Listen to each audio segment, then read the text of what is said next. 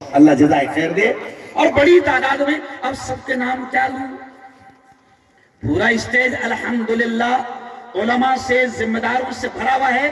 بس میں بات یہی سے شروع کر دوں گا کہ سنو دیولی ہے نا، دیولی والوں، یہ جو لوگ بیٹھے ہیں نا یہاں پر، یہ پورا اسٹیج جو بھرا ہوا ہے بہت سارے حفاظ قرآن مبین مجمع میں ہوں گے، یہاں نہیں آ پائے بڑی تعداد میں. او میرے دیولی والوں، قسم اللہ کی کھا کر بات یہاں سے شروع کر رہا ہوں کہ یہ جو لوگ ہیں نا جو اسٹیج پر بیٹھے ہیں، جو قرآن کے علم کو عام کر رہے ہیں، جو دین کے علم کو عام کر رہے ہیں، جو مدارس کو چلا رہے ہیں، جو مکاتب میں پڑھا رہے ہیں، مکاتب کو چلا رہے ہیں، قسم اللہ کی یہ وہ لوگ ہیں دیولی والوں.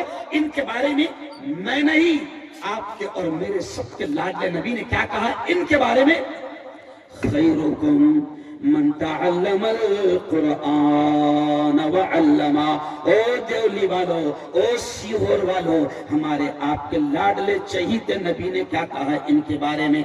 بھلے ہی دنیا ان کے مقام کو جانے نہ جانے، لیکن سنو، کان کھول کر سنو، ہمارے نبی نے ان کے بارے میں کیا کہا کہ خیرکم، اے لوگو، تم میں سب سے بہتر، تم میں سب سے اعلیٰ، تم میں سب سے افضل، تم میں سب سے اونچے مقام والے، تم میں سب سے اونچی ڈگری والے، تم میں سب سے اونچے منصب والے، تم میں سب سے بڑی کرسی والے کون ہیں؟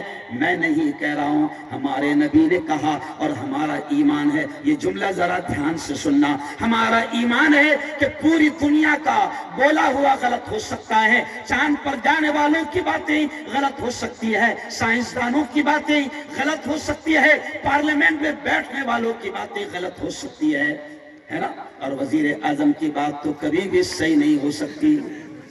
ارے بولو نا، اس کو خود یاد نہیں ہے کہ پیدا ہونے کے بعد کب سچ بولا تھا. سمجھ رہے آپ؟ وہ یارے سنو سنو دیولی والو، ہمارا ایمان ہے کہ پوری دنیا کا بولا ہوا غلط ہو سکتا ہے، لیکن زور سے کہہ دینا یہ ایمان کی بات ہے، اور ایمان بھی تازہ ہو جائے گا، نبی سے عشق اور محبت کا ثبوت بھی ہوگا. زور سے کہہ دینا کہ ہمارا ایمان ہے کہ ہمارے نبی کی زبان سے نکلنے والے الفاظ، بولو زور سے، کبھی غلط، ایک ایک منہ کھلے گا، زور سے بولو، کبھی غلط، میرے نبی کے الفاظ کبھی غلط نہیں ہو سکتے. اور سنو دیولی والو، ہمارے نبی نے کیا کہا؟ ہمارے نبی نے کہا کہ دھرتی پر، زمین پر سب سے اونچا مقام ان کا ہے من تعلم القرآن، جو قرآن سیکھتے ہیں، وعلمہ، اور قرآن کو سکھاتے ہیں.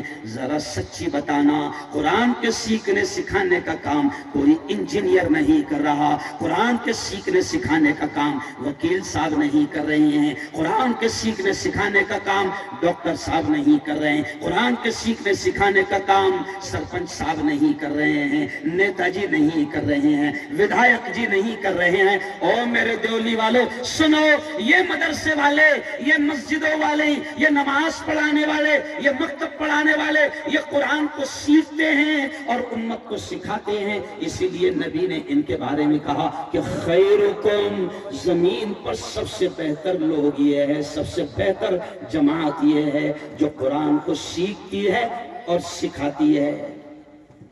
کس کے الفاظ ہے؟ زور سے بولو، زور سے، زور سے. کس کے الفاظ ہیں؟ رسول اللہ صلی اللہ علیہ وسلم کے. مفتی صاحب، میں اس حدیث کو سامنے رکھتے ہوئے ہندوستان کے کونے کونے میں، چپے چپے میں جا کر بالکل دو ٹوک انداز میں یہ کہہ رہا ہوں کہ میرے نبی نے جب کہہ دیا کہ سب سے بہتر لوگ یہ ہے، سب سے اونچے مقام والے یہ ہے، تو میں سینہ ٹھوک کر کہتا ہوں کہ قسم اللہ کی، پارلیمنٹ میں بیٹھنے والے اور کسی اسٹیٹ کا سی ایم اور کسی ملک کا پی ایم ہمارے 10 سال کے حافظ قرآن کی جوتیوں کی دھول کا مقابلہ نہیں کر سکتے. زور سے کہو سبحان اللہ. ابھی 4 بچے بنے نا ہمارے حافظ، کیوں؟ ابھی سنا نا آپ نے، کیوں؟ قرآن کی چند آیتیں پڑھی انہوں نے اور پھر ہمارے ہاتھوں سے ان کو ڈگری دی گئی. او دیولی والو، تم ان کے مقام کو جانو نہ جانو، تم ان کے مقام کو سمجھو نہ سمجھو، لیکن میرے اور آپ کے لاڈلے چہیتے نبی نے کہا ہے کہ دھرتی پر سب سے اونچا مقام، زور سے بولو، کن کا ہے؟ حافظ قرآن کا ہے، قرآن سیکھنے سکھانے والوں کا ہے۔ دنیا والوں نے تو کیا بنا دیا؟ حافظ جی، حافظ جی، حافظ جی بھی نہیں بولتے بھائی، کیوں؟ 5000 والا حافظ جی کتنے والا؟ ارے بولو میرے بارے میں جانتے ہیں نا آپ؟ سنو اس بات کو، میں ایک میڈیکل کالج کا پروفیسر ہوں، ڈاکٹروں کو پڑھاتا ہوں الحمدللہ، میں مرکز کا امام الحمدللہ، میں ایک چینل کا مالک، چینل اور پیپر کے ذریعے سے حکومت کی دھجیاں ادھیڑتا ہوں اور مجبوراً مجھے اس لائن میں جانا پڑا۔ میں ایک چینل کا مالک، ایک کالج کا، میڈیکل کالج کا ڈاکٹروں کا پروفیسر اور ایک بڑی پارٹی کا مہاراشٹر کا نیتا۔ میں یہ جان بوجھ کر کیوں کہہ رہا ہوں مفتی صاحب؟ میرا مقصد کچھ اور ہے یہ کہنے کے پیچھے، ان کے دماغوں میں کیا ہے؟ مدرسے میں پڑھیں گے تو کیا بنیں گا؟ تو میں نے سادے انداز میں بنگلور میں کہا، بمبئی میں کہا، مولانا ایک دم سادے انداز میں کہا کہ تمہارے دماغ میں یہ ہے کہ مدرسے میں پڑھے گا تو کیا بنے گا؟ تو میں نے کہا مدرسے میں پڑھے گا تو یہ بنے گا۔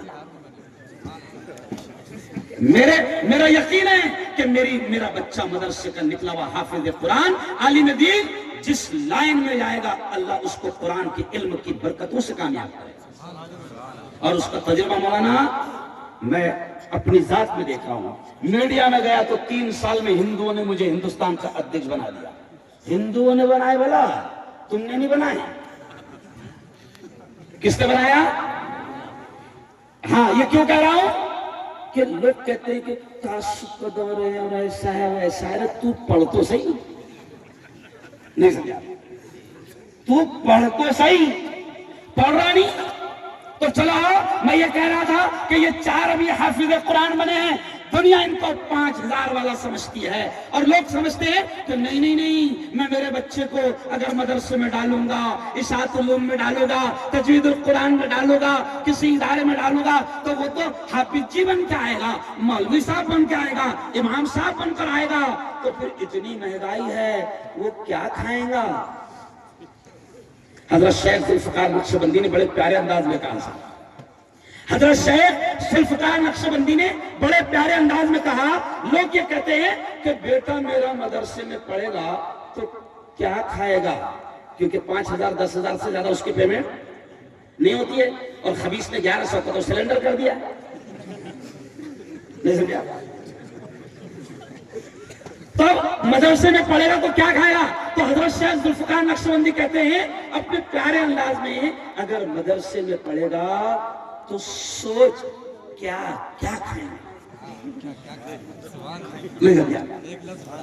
ایک لفظ بڑھا دیے، مدرسے میں پڑھے گا تو کیا، بولو بولو بولو بولو، کیا کھائیں گا؟ قسم اللہ کی، اللہ ایسی ایسی چیزیں کھلا رہا ہے۔ صبح ایک جگہ ناشتے میں بیٹھے تھے تو وہاں بھی اللہ نے دسترخوان بھر دیا، پھر دوپہر میں ایک جگہ ہے ناشتے میں دسترخوان، عصر کے بعد میں پورا فل دسترخوان، ابھی آئے تو ماشاءاللہ بھاپلے بھی رکھے ہوئے تھے، کیا بولتے اس کو؟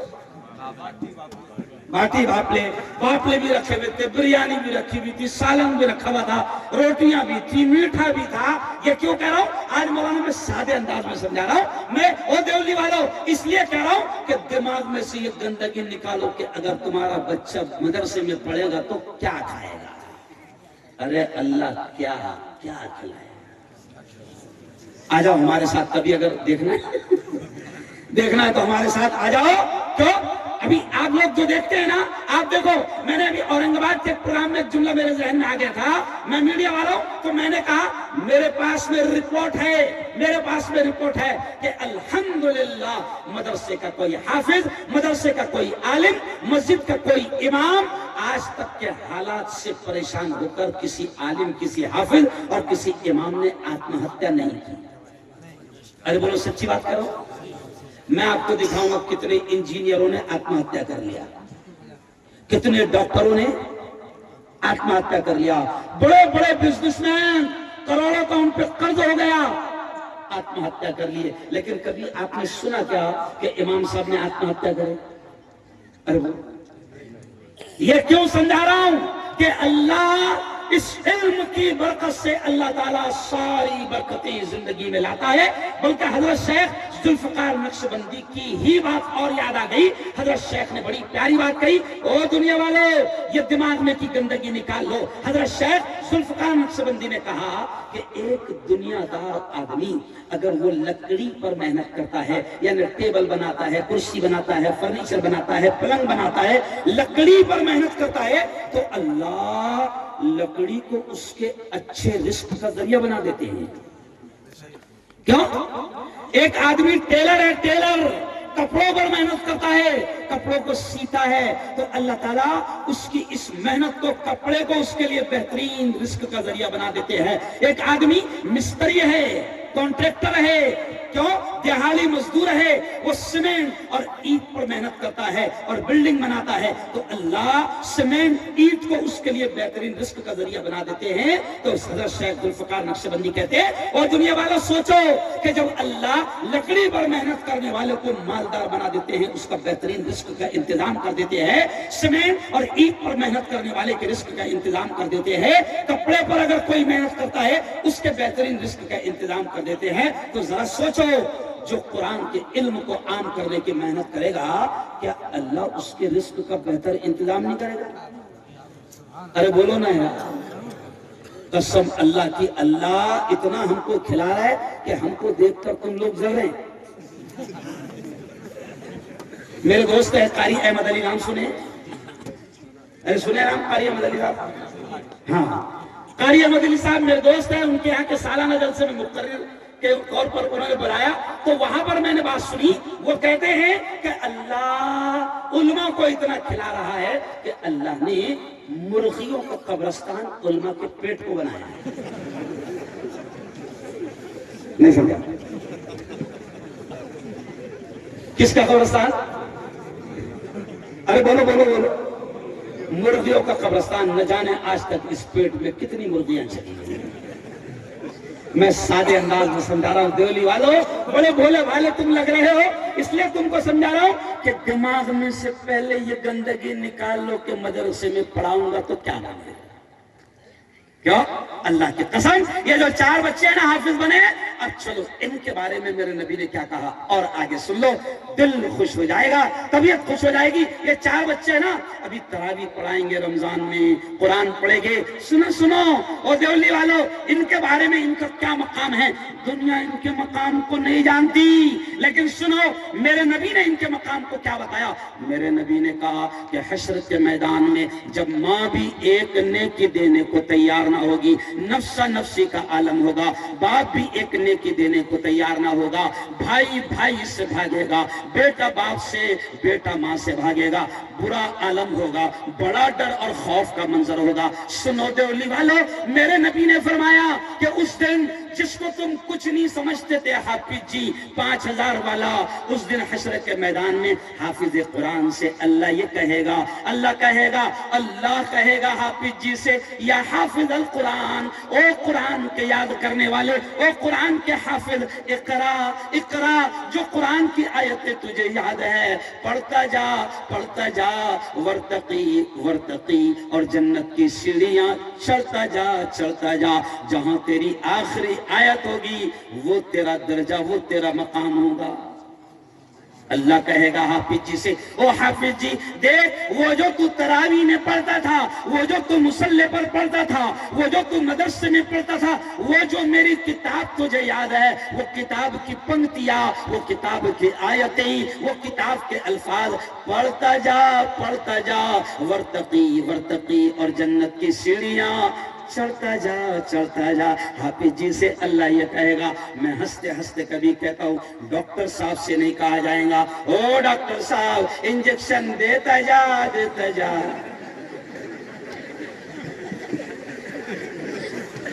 مفتی ہاشم صاحب کا گئے کیوں؟ ہاں تو آؤ ڈاکٹر صاحب سے نہیں کہیں گا، او ڈاکٹر صاحب انجیکشن دیتا جا، جنت کی سیڑھیاں، بولو نا ہاں۔ وکیل صاحب سے اللہ کہے گا، او وکیل صاحب جھوٹ بولتا جا، جہنم کے اعلیٰ درجے۔ او میرے یارو، ہم دنیا کی ڈگری کے مخالف نہیں. میں مولانا پورے ہندوستان میں مسلمانوں سے یہ کہہ رہا ہوں، اور میرے قائد، میرے نیتا، راشٹری ادھیکش جمعیت علماء حضرت مولانا ارشد مدنی کہتے ہیں کہ مسلمانوں بناؤ اپنے بچوں کو بہترین وکیل بناؤ. ہم منع نہیں کرتے، کیونکہ آج ہمارے پاس میری قوم کے ہزاروں مسلم نوجوان بے قصور جیل کے سلاخوں میں بند پڑے ہیں. آج ہمارے پاس ان کا کیس لڑنے کے لیے اچھے مسلمان وکیل نہیں ہیں. ہم کہتے بناؤ وکیل، ہم کہتے بناؤ ڈاکٹر. میں آپ کو بتاؤں، میں خود ڈاکٹروں کا ٹیچر ہوں، پروفیسر ہوں، اور میں آپ کو بتا دوں حضرات، میرے گھر میں 11 ڈاکٹر ہیں.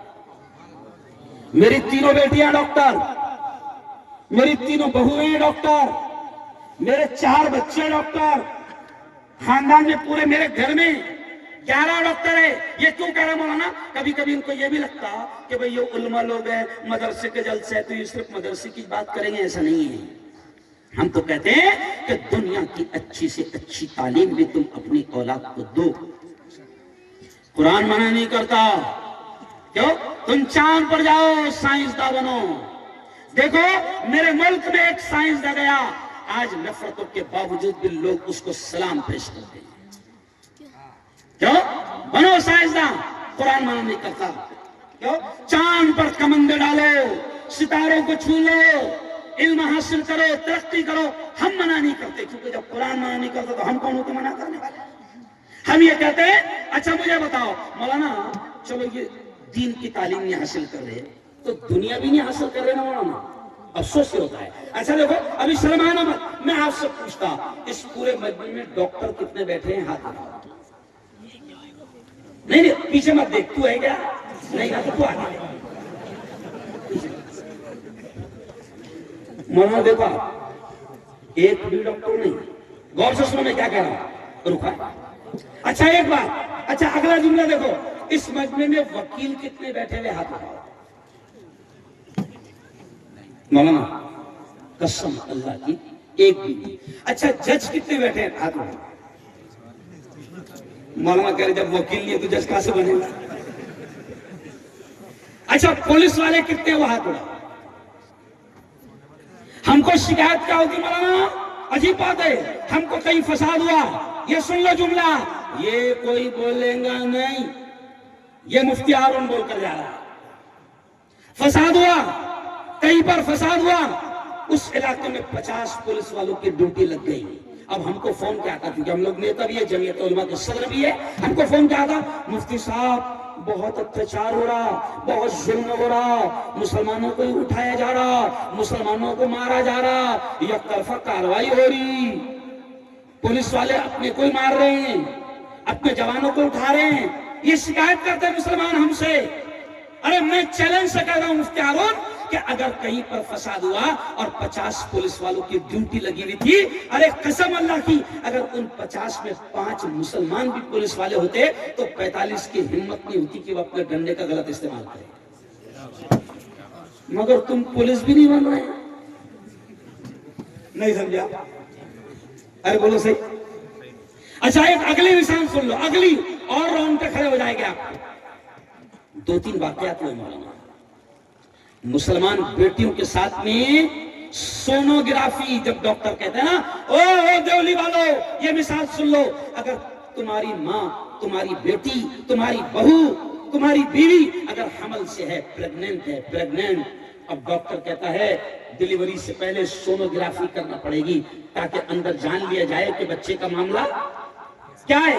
اب سنو، دل کو لگے گی، دماغ میں تمہارے گھسے گی میری یہ بات.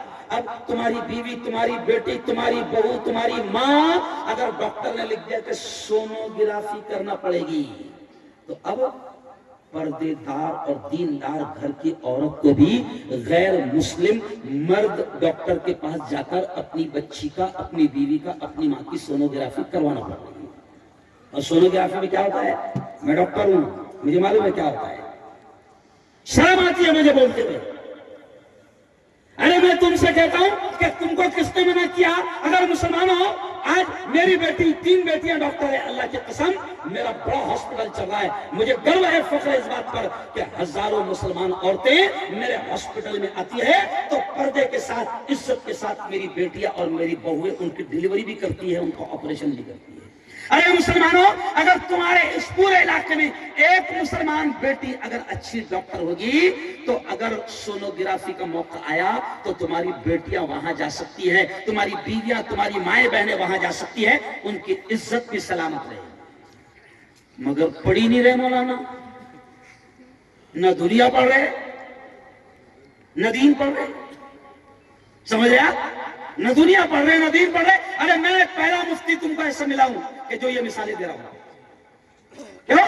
हम कहते हैं दुनिया की भी अच्छी से अच्छी तालीम लो, बेहतरीन तालीम लो। आज मुझे पुलिस वाले सैल्यूट करते हैं, सलाम ठोकते हैं, वजह क्या है? सिर्फ इल्म की बरकत। आज मुझे जब अध्यक्ष बनाया गया मीडिया का, तो गवर्नर, जो आरएसएस का गवर्नर था, उस गवर्नर के हाथ से गवर्नर हाउस मुंबई में मेरा सत्कार और सम्मान किया गया, जबकि मैं कट्टर दाढ़ी वाला, टोपी वाला, कट्टर मुल्ला दिखने वाला आदमी, लेकिन सत्कार और सम्मान किसके हाथ से हो रहा है? अरे बोलो ना, गवर्नर के हाथ से आरएसएस के। क्यों? मौलाना मैं समझाने के लिए बोल रहा हूं कि अगर तुम पढ़ोगे तो दुनिया अल्लाह तुम्हारे कदमों में डालेगा। इसलिए सुनो देवली वालों, सुनो देवली वालों, कुरान में 6666 आयतें हैं और कुरान में रोजे का हुक्म आया, मगर रोजे का हुक्म पहले नहीं आया, ज़कात का हुक्म पहले नहीं आया, हज का हुक्म पहले नहीं आया, नमाज का हुक्म पहले नहीं आया, जबकि ये बड़ी बड़ी इबादतें हैं। कुरान में सबसे पहले जो आयत उतरी वो क्या है? इक़रा बिस्मि रब्बिकल्लज़ी खलक़, पढ़ उस रब के नाम से जिसने तुझको पैदा किया। यानी पहली आयत। कल मैं एक बड़े आदमी के साथ, गवर्नमेंट के अधिकारी के साथ बैठा था, युवराज पाटिल साहब, तो उन्होंने कहा कि मुफ्ती साहब तुम्हारे लोगों को तालीम के बारे में समझाओ। कल की बात है मुफ्ती साहब, 4 बजे दोपहर में मैं कलेक्टर ऑफिस में बड़े अधिकारी के साथ बैठा था, उनका नाम भी बोल रहा हूं, युवराज पाटिल, समझ रहे आप, बड़े अधिकारी है। तो उन्होंने कहा कि तुम्हारी कौम को मुफ्ती साहब तालीम, इल्म, एजुकेशन, शिक्षण के बारे में समझाओ। तो मैंने कहा साहब आपको एक बात बताऊं? तो कहा कि हाँ। मैंने कहा साहब हमारे पवित्र कुरान में, हमारी पवित्र पोथी और मुकद्दस किताब में सबसे पहले ऑर्डर रोजे, नमाज, हज, ज़कात का नहीं आया। कुरान की सबसे पहली आयत है इक़रा, पढ़ो। क्या आया? मौलाना सही बोल रहा हूं? पढ़ो। तो मुझे अफसोस ये होता है, अच्छा सच बताना, दोनों हाथ उठाकर बताना, सब मुसलमान कुरान से प्यार करते कि नहीं करते? दोनों हाथ उठाकर बताओ। माशाल्लाह, देखो कुरान से इतना इश्क है मुफ्ती साहब इन तमाम को कि अगर कुरान की कोई तौहीन करे, कुरान की कोई बेइज्जती करे तो ये उसकी जान लेने को तैयार हो जाएगी। इतना प्यार है और होना भी चाहिए।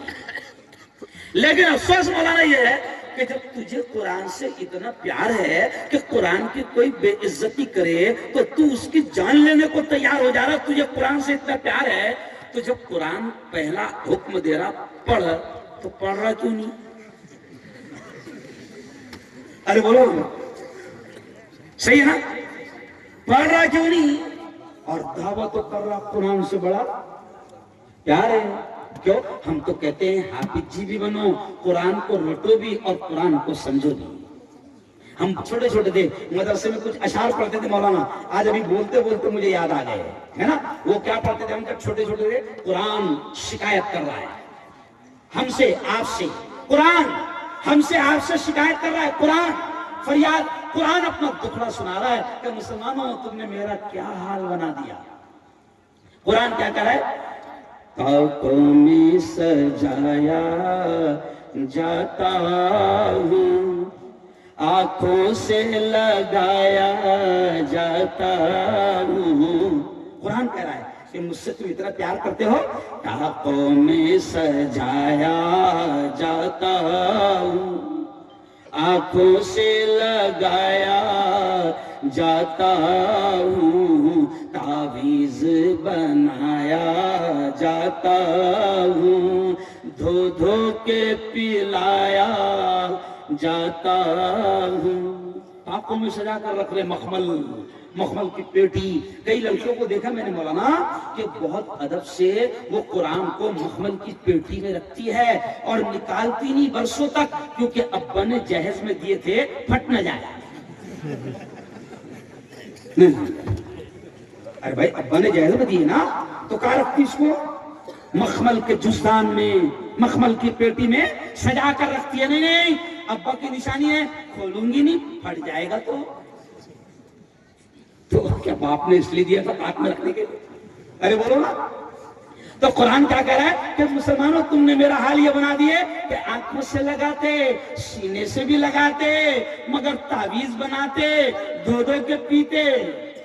کیوں؟ اب اگلا دکھڑا خود قرآن کیا کہہ رہا ہے کہ قرآن کا تم نے کیا حال بنا دیا. قرآن خود کہہ رہا ہے جس طرح طوطا مینا کو کچھ بول سکھائے جاتے ہیں، جس طرح طوطا مینا کو کچھ بول سکھائے جاتے ہیں، اس طرح سکھایا جاتا ہوں، اس طرح رٹایا جاتا ہوں، طاقوں میں سجایا جاتا ہوں. تو ہم تو حافظ جیوں سے بھی کہہ رہے ہیں کہ بیٹا یہاں پر رکنا نہیں ہے، ابھی سمجھنا بھی تو ہے. اور سمجھیں گے کب؟ جب عالم بنیں گے، جب مفسر بنیں گے، جب مفتی بنیں گے اور آگے بڑھیں گے. ایک یہ بھی ظلم ہو رہا مولانا حضرت غلام صاحب وستانوی سے میں نے بات کیا. میں نے کہا مولانا یہ بھی ایک ظلم ہو رہا ہے کہ ہمارا بچہ 18-20 سال کی عمر میں حافظ بن رہا اور مارکیٹ میں آ جا رہا. نہیں سمجھا؟ مارکیٹ میں آ جا رہا.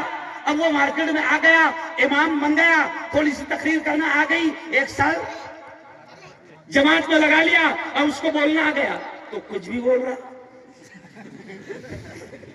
کیا کر رہا؟ اور پھر اس کی مثال کیسی ہو جا رہی؟ جیسے وہ کہاوت آپ نے سنے ہوں گے، نیم حکیم خطرے جان. بجا فرمائے کہ بیجا فرمائے؟ بجا. او میرے یارو، او دیولی والو، بناؤ اپنے بچوں کو. پھر میں وہیں پر آ رہا ہوں کہ اللہ کی قسم ہم کہتے ہیں کہ دنیا کی اچھی سے اچھی تعلیم دو. کل میں نے ایک جملہ کہا مولانا، او مسلمانوں، ایک وقت تمہارا چولہا نہیں جلے چلے گا، ایک وقت کھانا نہیں ملے چلے گا، مگر اپنے بچوں کو اعلیٰ تعلیم دو، اچھی تعلیم دو اور ان کی تعلیم پر خرچ کرو، ان کی شادیوں پر مت خرچ کرو. خرچ کہاں کر رہے ہیں؟ جھوٹی شان دکھانے کے لیے شادیوں پر خرچ کر رہے ہیں. پورے گاؤں کو کھانا، پورے علاقے کو کھانا، جھوٹی شان دکھا رہا. ارے ہم کہہ رہے ہیں کہ جو 10-15 لاکھ تو اس کی شادی میں خرچ کرنے والا ہے، وہ 10-15 لاکھ خرچہ کر کے تو اس کو اچھا ڈاکٹر بنا، اچھا انجینئر بنا، اچھا وکیل بنا. چلو آؤ اب گھوم پھر کر پھر میں آ رہا ہوں. یہ پہلے اس لیے کہہ دیا میں نے کہ لوگوں کو لگتا کہ ملا لوگ صرف مدرسے کی بات کرتے. ایسا نہیں ہے، ہم آل ان ون ہیں. نہیں سمجھا؟ ہم کیا ہے؟ آل ان ون ہیں، کاکٹیل ہیں. سمجھے؟ میں آپ سے کہہ رہا ہوں کہ دیکھو دنیا کی تعلیم پڑھاؤ. پر میرا 3 دن پہلے ناگپور میں بیان تھا مولانا، سارے دنیا دار بڑے بڑے لوگ بیٹھے ہوئے تھے. تو میں نے جان بوجھ کر وہاں یہ بولا. ان کو لگا کہ ہاں یار ملا لوگ بھی باقاعدہ دنیا کی تعلیم کی اہمیت بتا رہے ہیں. لیکن پھر میں نے ان سے کہا کہ تم ہم کو معمولی مت سمجھو نا، ہمارے مدرسے کی تعلیم کو تم فالتو مت سمجھو. یہ جو حافظ جی ہے سنو، او دیولی والو، میں نے کہا نا حافظ جی سے اللہ کہے گا جو قرآن کی آیتیں تجھے یاد ہے پڑھتا جا اور زور سے بولو جنت کی سیڑھیاں. حافظ جی سے اللہ کہے گا. اور دیولی والو سنو خوشخبری تم کو سنا کر جا رہا ہوں، اور یہ میں نے نہیں، میرے نبی نے کہا، آپ کے ہمارے لاڈلے نبی نے کہا کہ حافظ جی کا تو مقام یہ ہوگا کہ اللہ کہے گا پڑھتا جا جنت کی سیڑھیاں چڑھتا جا. لیکن حافظ جی کی ماں، یہ 4 بچے حافظ بنے، ان کی ماں کو اللہ کیا مقام دے گا، ان کے باپ کو اللہ کیا مقام دے گا. سنو سنو سنو، نبی نے فرمایا کہ حشر کے میدان میں اللہ حافظ جی کی ماں کو हाफिज जी के बाप को नूर के मिंबरों पर बिठाएगा। मेरे अल्फाज नहीं है, किसके अल्फाज है? रसूलुल्लाह के अल्फाज है। अल्लाह हाफिज जी की माँ को, और हाफिज जैसे ये कुर्सी लगी ना मस्जिद में, मिंबर देखते ना आप, जुमा का खुतबा देता है इमाम, 3 सीढ़ियों वाला मिंबर है ना, तो नबी ने कहा कि अल्लाह नूर के मिंबर पर हाफिज जी की माँ और हाफिज जी के बाप को बिठाया। और अगला जुमला तो और ज्यादा बड़ा है। अगला जुमला क्या है कि नबी ने यह भी कहा कि हाफिज जी की माँ और हाफिज जी के बाप के सर के ऊपर अल्लाह एक ताज रखेगा। और फिर आगे नबी ने कहा कि जो ताज अल्लाह उनके सर पर रखेगा, उस ताज की रोशनी आफताब और महताब यानी सूरज और चांद से भी ज्यादा होगी। तो अब पूरा देवली देखेगा, पूरा सीहोर देखेगा कि ये कौन लोग हैं जिनको इतना ऊंचा मकाम दिया जा रहा है। अल्लाह इनको मिंबर पर बिठा रहा है, अल्लाह इनके सर पर ताज रखा है। पूरा देवली बोलेगा ये कौन लोग हैं, पूरा सीहोर बोलेगा ये कौन लोग हैं। तो ऐलान होगा, सुनो ये तो देवली का किसान है जिसका बेटा हाफिज कुरान है। बहुत जोर से सुभान अल्लाह। नहीं मजा नहीं आया, जोर से बोलो। अल्लाह कहेगा ये तो सीहोर का किसान है जिसका बेटा, अरे बोलो ना हाफिज कुरान है। तो अब हाथ उठाकर बताओ कौन कौन अपनी औलाद को हाफिज कुरान बनाए? माशाअल्लाह। अच्छा, मेरी एक प्यारी बात सुन लो। बोलो ना, हमको क्या कहते, सुनो मुसलमानों, बड़ा प्यारा फार्मूला बता रहा। हमको कहते हैं, सच्ची बात बताओ मुसलमानों, तुम्हारे यहाँ औलाद की कमी है क्या? अरे बोलो ना, शर्माओ है क्या? अच्छा सच्ची बताओ, हर घर में 4-5 खेल रहे कि नहीं खेल रहे हैं? खेल रहे ना। तो मैं क्या कहता, अगर 4 है तो मैं फार्मूला बताता हूं। अगर 4 है तो मैं कहता हूं एक को डॉक्टर बना दे, एक को इंजीनियर बना दे, एक को वकील बना दे। तेरे दिमाग में है कि ये 3 खूब पैसा कमाएंगे, तो ये 3, एक को डॉक्टर, एक को इंजीनियर, एक को वकील बना दे। ये तीनों तो ये यहां संभाल लेंगे, और एक हमारे इशातुल मिला के दे दे। नहीं समझा? तजवीदुल कुरान मिला के दे दे, हमारे पास लाकर दे दे। वो 3 तुझे यहां संभालेंगे। हालांकि सच्चाई ये है कि वो भी नहीं संभालते। ओरिजिनल बात ये है कि वो तीनों भी नहीं। आपको मालूम है, मेरे एक भाई के 4 बेटे डॉक्टर हैं। 1.5 करोड़ रुपए फीस चल रही है डॉक्टर की। कितनी? मौलाना MBBS की फीस नहीं, डोनेशन यानी रिश्वत दाखिले की 1.5 करोड़ का रेट है। अब मेरे एक भाई के 4 बच्चे डॉक्टर है।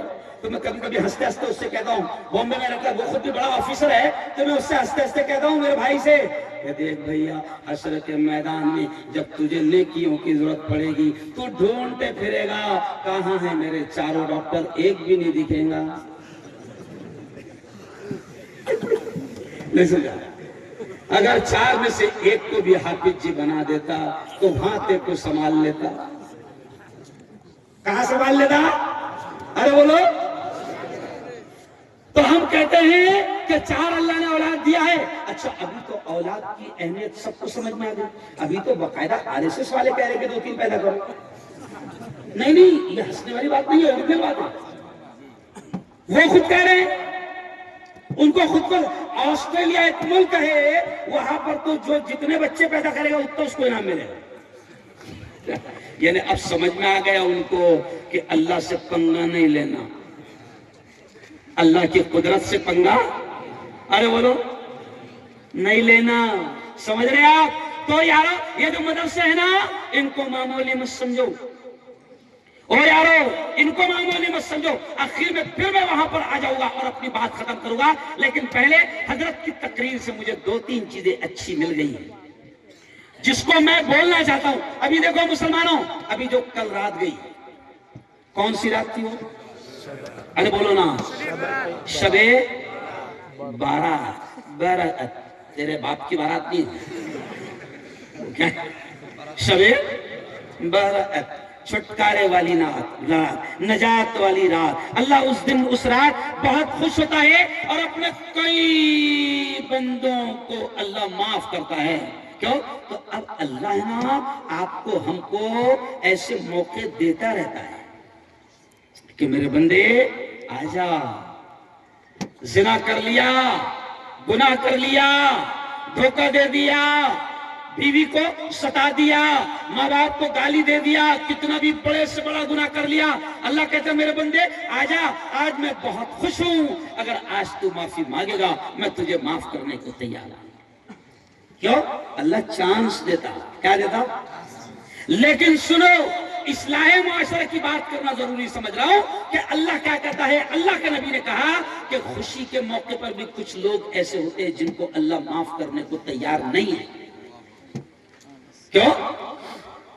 جن کو اللہ معاف کرنے کو تیار نہیں ہے، تو اب وہ سن لو کون لوگ ہیں جن کو اللہ شب برات میں بھی معاف کرنے کو تیار نہیں، شب قدر میں بھی معاف کرنے کو تیار نہیں، عید کے خوشی کے موقع پر بھی اللہ معاف کرنے کو تیار نہیں، رمضان میں بھی اللہ معاف کرنے کو تیار نہیں۔ ایسے کچھ بڑے کرائم ہیں، بڑے جرائم ہیں، کچھ ایسے گناہ ہیں کہ جو اللہ معاف کرنے کو تیار نہیں جب تک کہ تو توبہ نہ کر لے۔ تو کون سا جرم ہے؟ تو سنو نبی نے کیا فرمایا، اللہ مغفرت والی راتوں میں بھی مشرک کو معاف نہیں کرے گا، شرک کرنے والے کو معاف نہیں کرے گا۔ اب ہلکی سی بات سن لو، شرک کسے کہتے ہیں سادے انداز میں سمجھا رہا ہوں۔ شرک کسے کہتے ہیں مثال کے طور پر سمجھ لو، اللہ کہتا ہے کہ میری ذات میں، میری صفات میں کسی کو شریک نہ کرنا، میرے جیسا یا میرے برابر کسی کو نہیں سمجھنا۔ سنو، مثال کے طور پر شفا دینے والا کون ہے؟ زور سے بولو، اللہ۔ اور قرآن میں بھی آیت ہے وَإِذَا مَرِضْتُ فَهُوَ يَشْفِينِ، کہ جب میں بیمار ہوتا ہوں تو اللہ ہی مجھے شفا دیتا ہے، شفا دینے والا اللہ ہے۔ میرا بڑا بھائی ڈاکٹر ہے، میں نے اس سے جب وہ ڈاکٹر بنا تھا تو میں نے اس سے کہا تھا کہ جب تو دوائیں لکھے گا تو اوپر لکھ دیا کر هو الشافی، یعنی میں صرف دوا لکھ رہا ہوں، شفا دینے والا زور سے بولو کون ہے؟ اللہ۔ اب شرک کسے کہتے ہیں سمجھ لو، اللہ جس کو معاف نہیں کرتا۔ اللہ کہتا ہے کہ تو دنیا بھر کے گناہ لے کر آجا، معاف کر دوں گا، لیکن رتی برابر بھی شرک کیا، اللہ کہتا ہے معاف نہیں کروں گا۔ تو شرک کسے کہتے ہیں مثال کے طور پر سمجھ لو، ہم کہتے ہیں شفا دینے والا اللہ، اب تجھے شفا نہیں مل رہی، پریشان ہو گیا، اب شیطان تیرے دماغ میں ڈالتا ہے کہ وہ فلاں بابا کے پاس چلے جا، وہاں سے مل جائیں گی۔ سمجھ گئے اشارہ؟ ارے سمجھ رہے اشارہ؟ اچھا اور زور سے بولو، رزق دینے والا کون ہے؟ بولو زور سے، اللہ۔ اب دکان نہیں چل رہی، رزق میں تنگی آ گئی ہے نا، تو اب یہ کیا کرتا؟ بابا کے پاس لے جاتا ہے نا، چھو چھا کرنے والوں کے پاس جاتا۔ چھو چھا سمجھتے ہیں؟ ارے بولو، چھو چھا، چھو کروں کہ چھا کروں، مر گیا تو کیا کروں، مر گیا تو کیا کروں؟ تو اب رزق میں تنگی آ گئی، دکان نہیں چل رہی، تو یہ بابا کے پاس جاتا، کبھی کبھی ہمارے پاس بھی آ جاتا۔ ایک آدمی میرے پاس میں آیا اور کہنے لگا مفتی صاحب 1 کروڑ کا کاروبار کھولا ہوں، فیکٹری کھولا ہوں، 2 مہینے ہو گئے چل نہیں رہی ہے، ایسا لگتا ہے۔ اب وہ مجھ سے کیا کہہ رہا ہے؟ مفتی صاحب ایسا لگتا ہے جیسا کسی نے میری روزی روٹی بھان دیا۔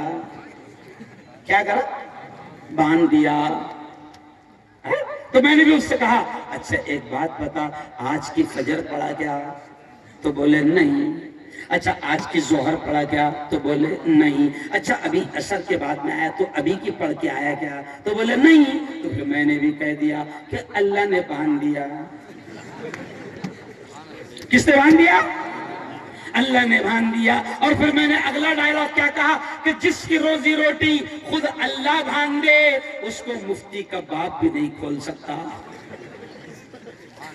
ارے بولو، شرک کر رہے مفتی صاحب کیوں؟ اچھا ایک اور زور سے بتاؤ، اولاد کا دینا کس کے ہاتھ میں ہے؟ زور سے بولو، اللہ۔ اور اللہ خود قرآن میں کہتا ہے میں جس کو چاہتا ہوں بیٹے دیتا ہوں، میں جس کو چاہتا ہوں بیٹیاں دیتا ہوں، میں جس کو چاہتا ہوں دونوں دیتا ہوں، اور جس کو چاہتا ہوں کچھ نہیں دیتا ہوں۔ یہ قرآن میں خود اللہ کہہ رہا ہے۔ تو اولاد دینے والا اللہ، اب اولاد نہیں ہو رہی، 8 سال ہو گئے، 10 سال ہو گئے، اولاد نہیں ہو رہی، تو اب اولاد کے لیے جاتا ہے کسی ڈھونگی بابا کے پاس۔ یہی ہے شرک. کیا ہے؟ اللہ کہتا ہے میں جس دن خوش ہوں اس دن بھی شرک کرنے والے کو معاف نہیں کروں گا. اور دوسری چیز کیا؟ اور سنو دیولی والوں، کیا کہا؟ ہمارے نبی نے فرمایا کہ قاطع رحم، رشتے ناتوں کو توڑنے والوں کو اللہ معاف نہیں کرتا. آج آپ دیکھو کہ مسلمانوں میں کتنا یہ معاملہ چل رہا ہے. ذرا سی باتوں پر طلاقیں ہو رہی ہے، ذرا سی باتوں پر بھائی سے لڑ رہا ہے، بھائی بہن سے لڑ رہا ہے، خاندان کے خاندان. اللہ نے رشتہ جوڑا، میاں بیوی کا رشتہ اللہ نے جوڑا، بھائی کا رشتہ اللہ نے جوڑا، باپ بیٹے کا رشتہ اللہ نے جوڑا، بہن بھائی کا رشتہ اللہ نے بنایا. لیکن مسلمان ایک دوسرے رشتوں میں دراڑیں ڈال رہے. اللہ کہتا ہے یہ اتنا خطرناک جرم ہے کہ جو رشتے ناتوں کو توڑتا ہے میں اس کو اس رات بھی معاف نہیں کروں گا. اور اگلا جملہ دیولی والوں، اور کیا کہا؟ نبی نے کہا جو دل میں حسد رکھتا ہے، کینہ رکھتا ہے، بغض رکھتا ہے، جلن رکھتا ہے، اللہ اس رات ایسے شخص کو بھی معاف نہیں کرے گا. آج مولانا افسوس کے ساتھ کہنا پڑتا ہے مسلمان کو مسلمان سے حسد ہے، بغض ہے، کینہ ہے، جلن ہے. اس لیے میں تو شعر میں پڑھا نا کہ بڑا بدبخت ہے برسوں وہ نیکی سے نہیں ملتا، بہت نزدیک رہ کر بھی پڑوسی سے نہیں ملتا. جدا ہے مسجدیں بھی الگ الگ ہو گئی، یہ اس کی، یہ اس کی، یہاں اس کا آنا منع، اس کا جانا کیوں بھائی منع. تو اب سنو، میں نے کہا نا جدا ہے مسجدیں، دل بھی جدا ہے، کیا کیا جائے محبت سے نمازی بھی نمازی سے نہیں ملتا. او مسلمانوں، او دیولی والوں، تمہارے یہاں کیا حال ہے مجھے تو نہیں معلوم، لیکن میں جنرل بات کر رہا ہوں کہ مسلمانوں اللہ کے واسطے ایک دوسرے سے حسد، جلن، کینہ، کپٹ، بغض اور نفرت کو ختم کرو. ہم لوگ کیا کر رہے ہیں مولانا؟ جل رہے ہیں. ایک آدمی سائیکل پر چلتا تھا، کھائی پر اچانک اس نے ٹو ویلر لے لیا. نہیں سمجھا کیا لے لیا؟ اس نے ٹو ویلر لے لیا. آہا، پھر میرے پیٹ میں بہت درد ہوا. کیا؟ ٹو ویلر پر گھومتا تھا، اللہ نے اس کو کار دے دیا. کس نے دیا؟ میں نے شعر پڑھا نا کہ نہ ہاتھ آئے اگر موتی، نہ رکھ الزام دریا پر. یہاں کچھ بھی کسی کو اپنی مرضی سے نہیں ملتا، سب اللہ دیتا. کون دیتا؟ اب ٹو ویلر پر گھومتا تھا، کار لے لیا. اوہو، پھر تو پڑوسی کی جلن کا ہم ایک دوسرے سے چل رہے. ارے مولانا شرم آتی مجھے، کہتے ہیں مفتی صاحب بھائی کی ترقی پسند نہیں کر رہا ہے. ارے تیرا بھائی ہے سگا، اسی ماں کے پیٹ سے پیدا ہوا ہے، جہاں جس پیٹ سے تو پیدا ہوا ہے. ارے تیرا بھائی ترقی کر رہا ہے تو خوش ہو جا کہ میرے مولا مجھے بہت اچھا لگ رہا ہے، میرا بھائی ترقی کر رہا ہے. لیکن ہمارا الٹا معاملہ ہے.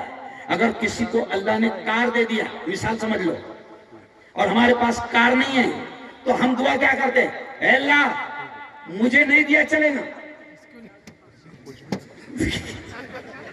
اے اللہ مجھے نہیں دیا چلے گا، مگر اس نے نئی کار لیا اچھا نہیں لگ رہا. سمجھ رہا؟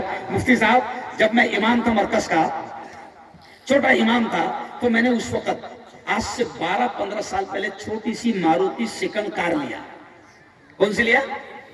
ماروتی سیکنڈ. اس زمانے میں آئی تھی 32,000 روپے کی. کتنے کی؟ 12 سال پہلے. اب جیسے میں نے کار لیا مفتی صاحب، پورے جلگاؤں میں یہ بات چلنے لگی، کہاں سے آ رہا، کہاں سے آ رہا، کہاں سے آ رہا، کہاں سے آ رہا. اب مجھے پتا چلا کہ بھئی مارکیٹ میں یہ بات ارے بولو چل رہی ہے.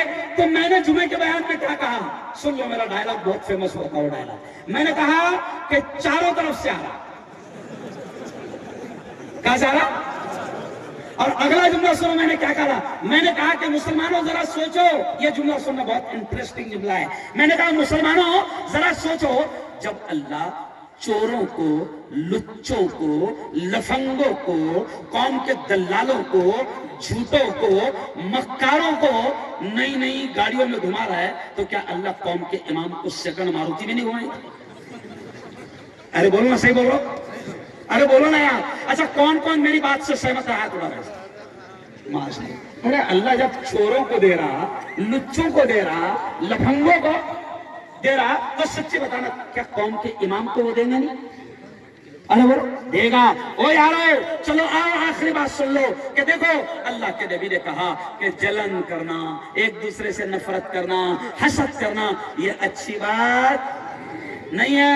الٹا کیا دعا کرنا؟ اے اللہ میرے پڑوسی نے نا بہت دنوں سے ٹو ویلر پر گھومتا تھا، سیکنڈ ٹو ویلر تھی، اے اللہ کل اس نے نئی فور ویلر لایا، مجھے بہت اچھا لگا، بہت خوشی ہوئی، اے اللہ اس کو بھی دے اور مجھے بھی دے دینا۔ سمجھ جاؤ کیا بولنا؟ اس کو اور دے مجھے بھی دے، لیکن تو الٹی دعا کر رہا، مجھے نہیں دیا چلے گا، اس کے پاس مت رہن دے۔ دور کرو یہ گھٹیا حرکتیں ہیں، یہ جلن، یہ حسد۔ مولانا مفتی صاحب ان چیزوں کو مسلمان ہلکے میں لے رہا ہے، کچھ نہیں سمجھتا ہے۔ بڑے بڑے گناہ ہیں، اتنا بڑا جرم ہے کہ اللہ کا نبی کہہ رہا ہے کہ مغفرت کی رات میں بھی اللہ جلنے والوں کو اور کینہ کرنے والوں کو معاف ارے بولو نہیں کرتا۔ او مسلمانوں، دیولی والوں، اپنے سینوں کو، اپنے دلوں کو صاف کر لو ہر ایک کے بارے میں۔ ہم تو یہاں تک کہتے ہیں، سنو، ہم تو یہاں تک کہتے ہیں کہ تمہارے بازو میں رمیش، کیلاش، پرکاش، گنیش، کوئی ہندو رہتا ہوگا، کوئی بودھ رہتا ہوگا، کوئی شرما، کوئی مشرا، کوئی برہمن رہتا ہوگا، اس سے بھی پوری طریقے سے اخلاق سے پیش آنا۔ یہی اسلام ہے۔ ابھی مولانا میں آ رہا تھا، وہ کون سے چوراہے پر لوگوں نے روک کر پھول برسائے؟ چاند بڑ۔ اور دیولی والوں سنو، چاند بڑ میں لوگوں نے مجھ پر پھول برسائے تو مولانا دکانوں سے نکل کر دو ہندو بھائی آئے اور انہوں نے بھی ہاتھ میں لائے اور پھول ڈالے۔ میں نے پوچھا صاحب آپ کا نام کیا ہے؟ تو کہا کہ میں شرما ہوں، مشرا یا شرما ہوں۔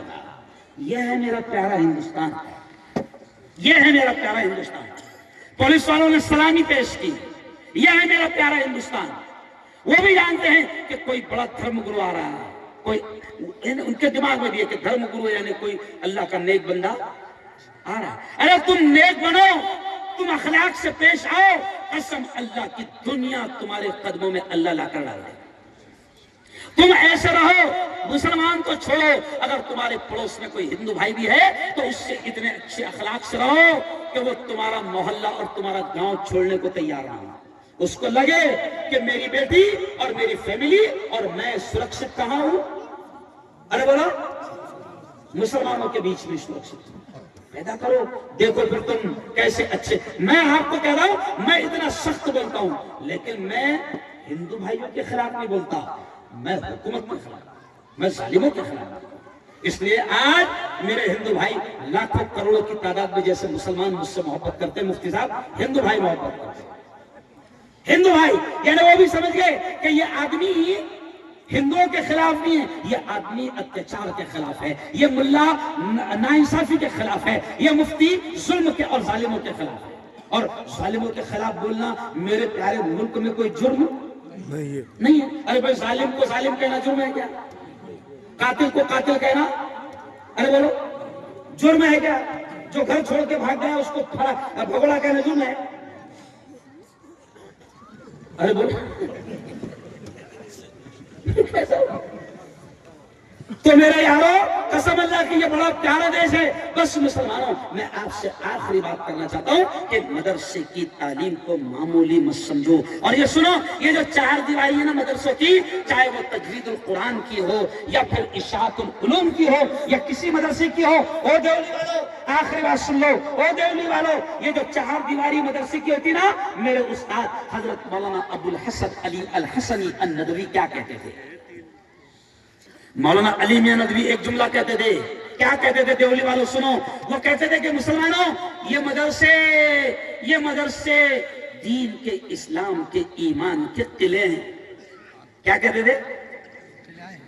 جیسے قلعہ ہوتا نا، قلعہ جہاں دشمنوں سے حفاظت ہوتی ہے، تو مولانا علی میاں ندوی نے، وہ دیولی والوں مولانا علی میاں ندوی نے 45 سال پہلے یہ جملے کہے تھے کہ مسلمانوں یہ مدرسے دین کے، اسلام کے، ایمان کے قلعے ہیں۔ اس کا مطلب یہ ہوتا کہ تم اپنے بچوں کو یہاں پر لاؤ اور ان کے اسلام کی، دین کی، ان کے عقیدے کی، ان کے ایمان کی حفاظت کرو. آج ہماری بیٹیاں دیکھو برا لگ رہا مائک پر کہنا مجھے خود کو نہیں اچھا لگ رہا, مولانا اچھا نہیں لگ رہا. آج مسلمانوں سچی بولنا, مسلمانوں کی کئی بیٹیاں غیروں کی زندگی میں جاری کی نہیں جا رہی. ارے بولو چلی گئی نا.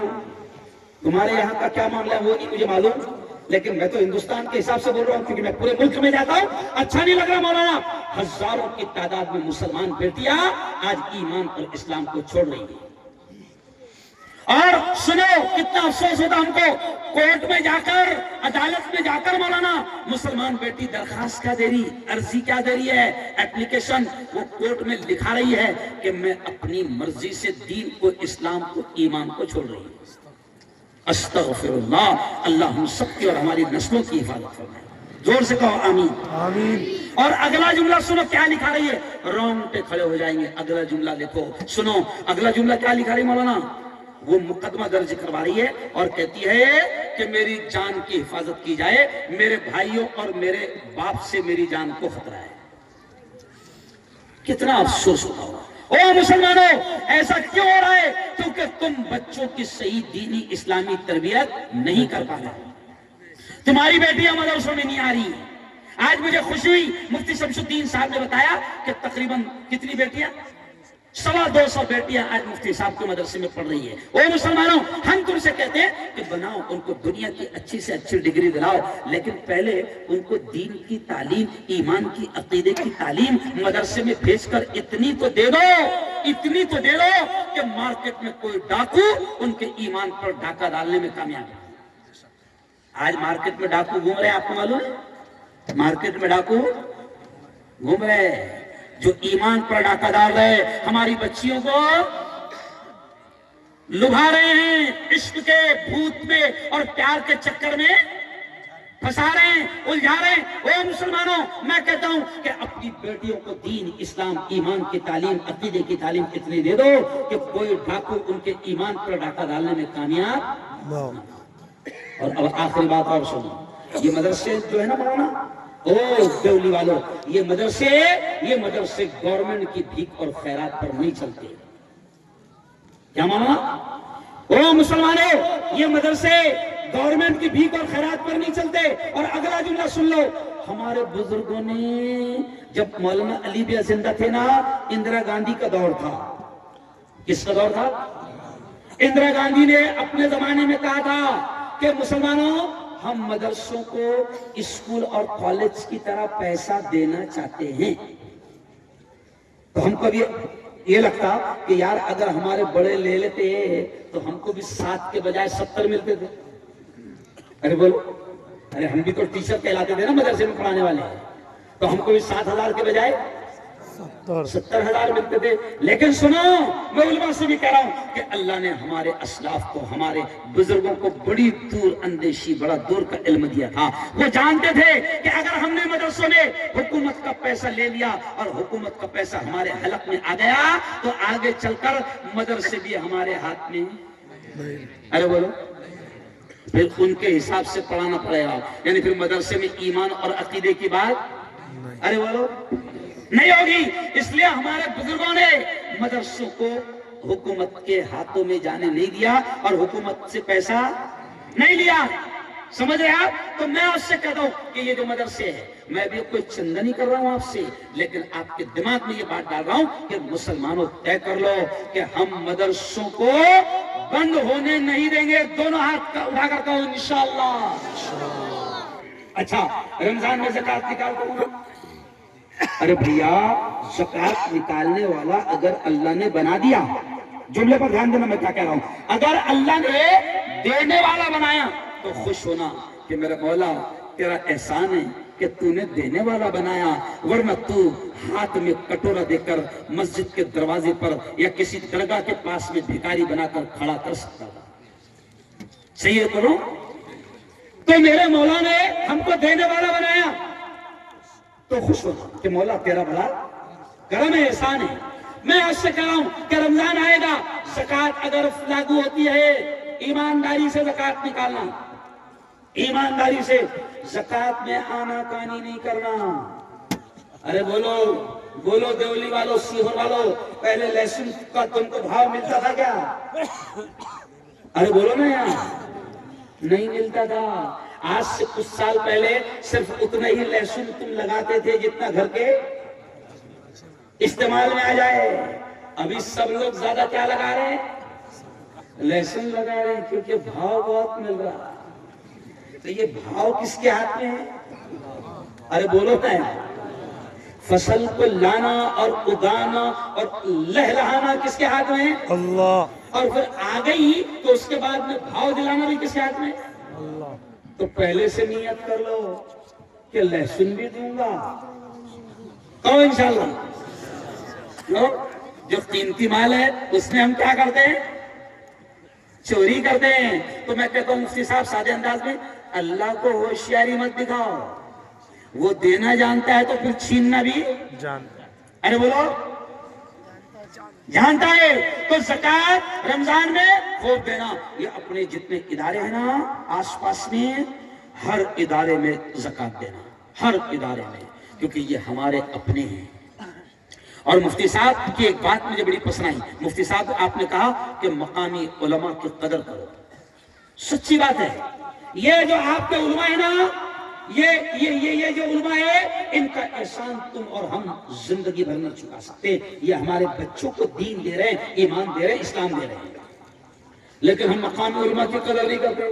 اور باہر سے علماء آئے اور باپ رے اتنا پھول پہنایا مجھے کہ گردن اکڑ گئی. گردن اکڑ گئی. بہت اچھی بات ہے، آپ نے مجھ سے محبت کیا، کرنا چاہیے. عالم سے محبت. اچھا کبھی کبھی تو ہمارے پھول دیکھ کر بھی کسی کو جلن ہوتی ہے. اورنگ آباد میں مجھ پر خوب پھول برسائے گئے. تو ایک نے لکھا مجھے واٹس ایپ پر، مفتی صاحب یہ جائز ہے کیا؟ تو میں نے لکھا کہ ایمانداری سے بتا پیٹ میں درد ہو رہا کیا؟ کیا لکھا میں نے؟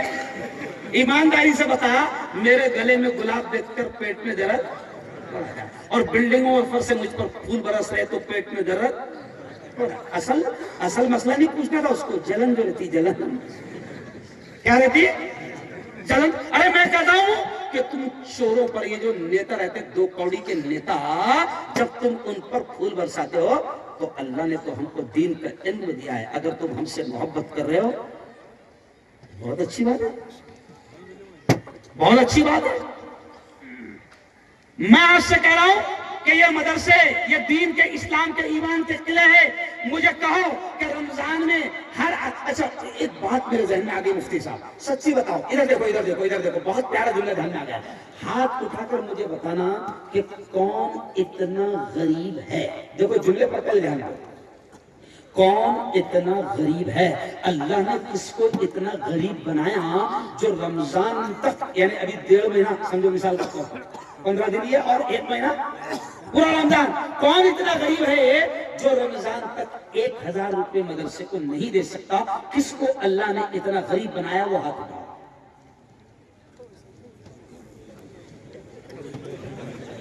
مفتی صاحب دیکھیں آپ نے؟ ارے باپ رے ماشاءاللہ. دیکھیں مولانا ایک بھی ہاتھ نہیں اٹھا. اس کا مطلب یہ طے ہو گیا کہ ہر آدمی 1000 روپے دے گا. اور دیکھو جب میں نے کہا کہ کون اتنا غریب ہے ہاتھ اٹھاؤ، کسی نے نہیں اٹھایا. مطلب تم مانتے ہو کہ اللہ نے ہم کو اتنا غریب نہیں بنایا. تو اب دونوں ہاتھ اٹھا کر بتاؤ کہ رمضان میں ہم 1000 روپے کم از کم دیں گے. ایسا ہاتھ اٹھا، دونوں ہاتھ اٹھا، دونوں ہاتھ. ہو گیا کام مولانا.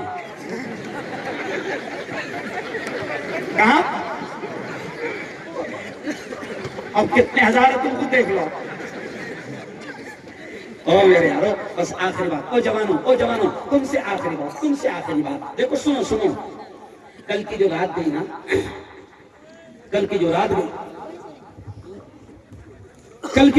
نا تو اس رات میں اللہ ایک اور شخص کو معاف نہیں کرتا. بہت کام کی بات کر رہا ہوں. اب جوانوں اگر تم اس کو موبائل میں ریکارڈ کرنا چاہتے ہو ریکارڈ کرو، اور بری باتیں کیسا پھیلاتے ہیں واٹس ایپ پر تو اچھی بات پھیلانا.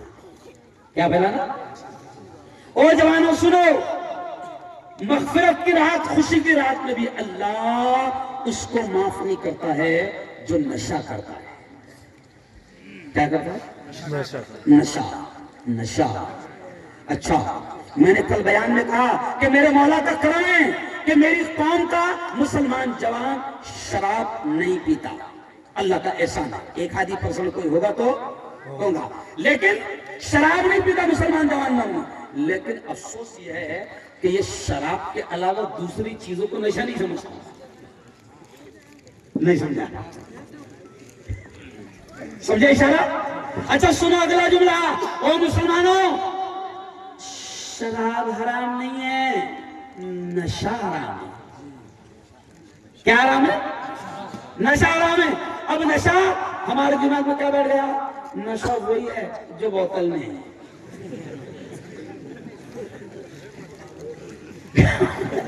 ہمارے دماغ میں کیا بیٹھ گیا؟ نشہ وہی ہے۔ اچھا بولتے نہیں مولانا مفتی صاحب بڑے شانے ہیں، بولتے کیا معلوم؟ نشہ شراب میں ہوتا تو ناشتی بوتل۔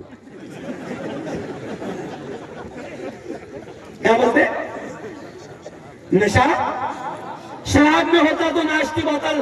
تو میں کہتا ہوں کہ پاگل، بوتل نہیں ناشتی، تو ناشتہ۔ اور ناشتے ناشتے نالی میں بوتل نہیں جاتی، تو جاتا۔ سمجھ رہے آپ؟ بوتل تو وہیں رہتی جا کر پیا تھا، باقی سڑک پر کون رہتا؟ ارے بولو نا میرے بابا۔ تو نشہ کو 1500 سال پہلے ہمارے نبی نے، ہماری شریعت نے حرام کر دیا۔ کیوں؟ آج دنیا کو سمجھ میں آ گیا۔ کیوں نبی نے کہا تھا کہ نشہ حرام ہے؟ کیوں؟ اس لیے کہ نشے کی حالت میں نشہ کرے گا تو زنا کرنا آسان، نشہ کرے گا تو ماں کو گالی دینا آسان، نشے کی حالت میں باپ کو مارنا آسان، نشے کی حالت میں بیوی پر ظلم کرنا آسان، نشے کی حالت میں بیوی کو طلاق دینا آسان، نشے کی حالت میں دنگے فساد مرڈر اور قتل کرنا آسان۔ ابھی رپورٹ آئی ہے پوری دنیا کی کہ دنیا میں جتنے مرڈر اور قتل ہوتے ہیں یا بڑے بڑے جرم ہوتے ہیں، ان میں 90% جرم نشے کی وجہ سے ہوتے ہیں، آئی کی وجہ سے ہوتے ہیں۔ آپ نے دیکھے گا وہ جو مر جاتا ہے کوئی ایکسیڈنٹ وغیرہ میں تو اس کا کیا ہوتا ہے؟ Post mortem. دیکھے نا، پوسٹ مارٹم کرنے والے کو نشہ پلایا جاتا ہے، یعنی یہ بات طے ہو گئی کہ نشے کی حالت میں ہی آدمی کسی کو مار سکتا ہے۔ سمجھ رہا؟ زیادہ جرم 90% نشے کی حالت میں ہوتی ہے۔ وہ قربان جاؤ، میرے اور آپ کے لاڈلے نبی نے آج سے 1500 سال پہلے کہہ دیا کہ نشہ حرام ہے۔ اچھا ابھی آتے کبھی کبھی ہمارے پاس، مفتی صاحب طلاق ہو گئی، 3 مرتبہ طلاق بول دیا، پھر روتے روتے کہہ رہا مفتی صاحب میں اس وقت نشہ میں تھا۔ کیا تھا؟ نشے میں۔ تو میں نے کہا نشے میں تھا نا؟ تو بولے ہاں۔ تو میں نے کہا نشے کی حالت میں ماں کو طلاق بولا کیا؟ نہیں سمجھے۔ نشے کی حالت میں بہن کو طلاق بولا کیا؟ نہیں بولے۔ نشے کی حالت میں خالہ کو بولا کیا طلاق؟ نہیں۔ برابر کس کو بولا طلاق؟ بیوی کو۔ اس لیے شریعت کا مسئلہ ہے کہ طلاق ایک ایسی چیز ہے کہ نشے میں بھی دیا تو ہو جائے گی۔ وجہ کیوں؟ اس لیے کہ نشہ کرنے کے بعد بھی اتنا تو ہوش رہتا ہے کہ ماں کو طلاق نہیں دینا، بیوی کو دینا ہے۔ ارے بھائی پوائنٹ سمجھئے؟ طلاق نشے کی حالت میں طلاق ماں کو دیتا کیا؟ نہیں۔ بہن کو دیتا کیا؟ نہیں۔ خالہ کو دیتا کیا؟ نہیں۔ برابر جس کو دینا ہے اس کو جا کے دیتا طلاق طلاق۔ اور مفتی کو آ کے کیا کہتا؟ میں نشے میں تھا۔ سمجھ رہا؟ نشہ حرام اس لیے ہے کیونکہ بڑے بڑے جرم کس حالت میں ہوں گے۔ اور سنو اب آخری پوائنٹ، نشہ صرف وہ نہیں ہے جو بوتل میں ہے، وہ میرے جوانوں، نشہ وہ بھی ہے جو پڑی میں ہے، نشہ وہ بھی ہے جو مانک چند میں ہے، نشہ وہ بھی ہے جو گوا گٹکے میں ہے، نشہ وہ بھی ہے جو کھینی میں ہے، نشہ وہ بھی ہے جو تو دانتوں کو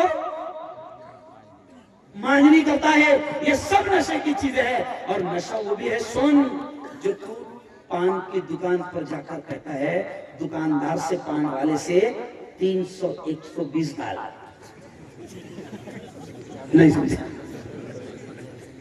بھئی ٹپری پر جا کر کیا بولتا ہے؟ پان ٹپری پر 300 120 ڈال۔ اچھا ایک بات بتاؤ، 300 120 کتنے ہو گئے؟ ارے بولو نا یہاں 420.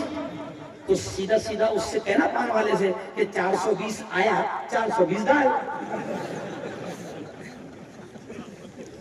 420 آیا. نشہ وہ بھی ہے. آج یہ میری قوم کا جوان مفتی صاحب بہت قیمتی ہے، اللہ کی قسم بہت قیمتی ہے، لیکن پڑی کھا کر یہ اپنے آپ کو تباہ کر رہے ہیں. ابھی آپ کو معلوم ہے 4 فروری کو کون سا دن آتا ہے؟ معلوم ہے 4 فروری کو کیا ہوتا ہے؟ جو ابھی 4 کی تاریخ نہیں، 4 فروری کو پوری دنیا میں کینسر ڈے منایا جاتا ہے. کینسر کے بارے میں لوگوں کو بتایا جاتا ہے کہ کینسر کیوں ہو رہا ہے. تو مفتی صاحب ہمارے ہاں ہندوستان کا بڑا دواخانہ کینسر کا، ہمارے دوست ہے ایک ڈاکٹر نیلیش چانڈک. یہ جملہ سنو، ہمارے ایک دوست ہے ڈاکٹر نیلیش چانڈک، کینسر کے بڑے ڈاکٹر ہیں، بڑے ڈاکٹر ہیں کینسر کے. تو 4 فروری کو ان کا فون آیا، کلکٹر صاحب کا مجھے فون آیا، ایس پی صاحب کا مجھے فون آیا، اور میں عمرے سے آ رہا تھا مفتی صاحب. تو میں 11 بجے صبح بمبئی میں فلائٹ سے اترا، ٹرین پکڑا اور جلگاؤں میں 11 بجے اترنے والا تھا، اور مجھے ایس پی صاحب کا اور کلکٹر صاحب کا فون آیا کہ مفتی صاحب یہاں کینسر کا ایک پروگرام چل رہا ہے، یہاں آپ کو آنا پڑے گا. میں نے کہا صاحب ابھی تو میں عمرے سے آ رہا ہوں. تو قسم خدا کی اگلا جملہ انہوں نے بولے کہا کہ مفتی صاحب یہاں جو مریض ہے کسی کے ہونٹ کاٹے گئے کینسر کی وجہ سے، کسی کی آدھی زبان کاٹ دی گئی، کسی کا یہ پورا جبڑا چیر دیا گیا کینسر کی وجہ سے، بہت خطرناک. اور کہا مفتی صاحب یہاں 350 کینسر کے لوگ بیٹھے ہوئے، مریض بیٹھے ہوئے، آپ یہاں پر آؤ کیونکہ آپ کے قوم کے لوگ یہاں زیادہ ہیں، اور آپ ان کو قرآن اور حدیث سنا کر ان کو سمجھاؤ. کون بول رہا مجھ سے؟ ہندو کلیکٹر مجھ سے کہہ رہا ہے. تو قسم خدا کے مفتی صاحب عمرے کو میں آیا تو میں نے کہاں جانا چاہیے پہلے گھر پر نہ، میں گھر پر نہیں گیا، سیدھا اسٹیشن پر اترا. میرا باڈی گارڈ آیا اور جو خادم ہیں میں نے ان سے کہا کہ بس سیدھا وہاں لے کر چلو پروگرام میں. اتنی بڑی بات. اور جوانوں کینسر ہو رہا ہے، زبانیں کاٹی جا رہی ہے، جبڑے کاٹے جا رہے ہیں، منہ چہرہ ختم کیا جا رہا ہے. اور چھوڑو یہ کینسر گٹکا کھاتا جب آدمی تو یہ اچانک نہیں مرتا. میں نے کل سبھی برات میں کہا معلوم کہ بھئی یہ بھی آتما ہتیا ہے. کیا ہے؟ اب اس نے آتما ہتیا کس کو سمجھتا ہے؟ ٹرین کے نیچے پڑ گیا تو آتما ہتیا، کنویں میں ڈوب کے مر گیا تو آتما ہتیا کیا، بلڈنگ پر سے کود گیا تو آتما ہتیا کیا، پنکھے پر لٹک گیا تو آتما ہتیا. نہیں، میں نے کیا کہا کل بھی بیان میں کہ بھئی پنکھے پہ لٹک کر مرے گا 3 منٹ لگے گی. کتنے؟ 3 منٹ. ٹرین کے نیچے کٹ کے مرا تو وہ بھی 3-4 منٹ میں ٹھنڈا ہوا. پنکھے پہ لٹکا تو کم سے کم 5 منٹ لگتے ہیں، سمجھ رہے؟ لیکن گٹکا کھا رہا تو کم سے کم 15 سال لگے گی. یعنی مرے گا ضرور، اور یہ مرنا نہیں ہوگا، یہ ہوگی آتما ہتیا. کیونکہ کڑی پر خود حکومت نے لکھوا دیا. دیکھو اچھا حکومت بدماش ہے، مکار ہے. ارے جب تجھے معلوم ہے کہ اس سے کینسر ہوگا تو حکومت کو چاہیے کہ فیکٹری کو بند کرواؤ نا. ارے بولو. لیکن حکومت بند نہیں کرتی. حکومت کیا بولتی فیکٹری والے سے؟ بھیا تو لکھ دے صرف کہ کھائیں گا تو مریں گا، تو تو اپنا فرض پورا کر دے، باقی ہم کو ٹیکس دیتا رہے. کیوں؟ ابھی دیکھو کورونا آیا تھا نا، تو کورونا کے زمانے میں کیا ہوا تھا؟ جب 2 سال تک کے لاک ڈاؤن تھا اور جب ملک کھلنا شروع ہوا، غور سے سنو بڑی پیاری بات یاد آ گئی ہے نا. دیولی والوں نے مجھے موڑ میں لا دیے، حالانکہ میں اتنا بولنے کے موڑ میں نہیں تھا. قاری صاحب، انعام صاحب نا، قاری صاحب میں اتنا موڑ میں نہیں تھا. آپ کا سہیل صاحب دن بھر سے خدمت میں لگے. تو میں جو کورونا آیا نا تو 2 سال کے بعد جب ملک کھلنے لگا، یعنی حکومت نے دھیرے دھیرے کھلنا شروع کی، تو ہندو بھی میری بات کو سن رہے ہیں.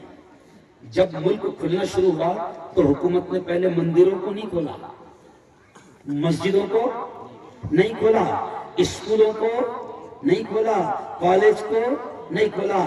جب ملک میں کھلنے کا اعلان ہوا تو حکومت نے دھیرے دھیرے کھولنا شروع کیا. تو حکومت نے سب سے پہلے شراب خانے کھولے. معلوم ہے یہ؟ ارے معلوم ہے؟